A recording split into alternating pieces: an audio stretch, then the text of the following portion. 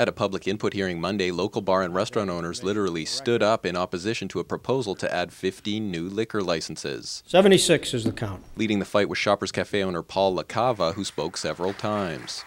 If we bring in licenses, you have to be willing to kill a section of your city. In April, the city's license commission proposed approaching the state for 15 additional licenses to meet increased demand created by developments at the former Polaroid site and the watch factory. The licenses would be leased by the city instead of being sold as they currently are. There are roughly 100 licenses for Waltham, and they sell for approximately $100,000 each when they become available. Waltham restaurant owners said that the hard-won licenses could lose their value if the new proposal goes into effect. And 15 new licenses would basically take my license and make it worthless. License should come from another struggling place that's for sale, just like I had to do, like everyone had to do.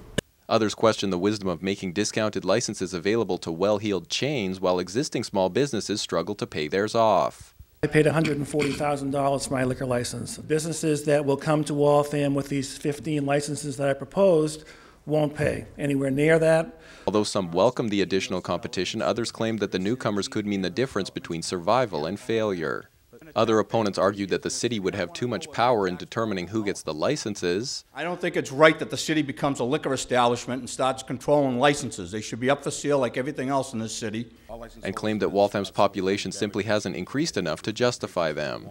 One of the developers of the former Polaroid site was the only speaker in favor of the proposal.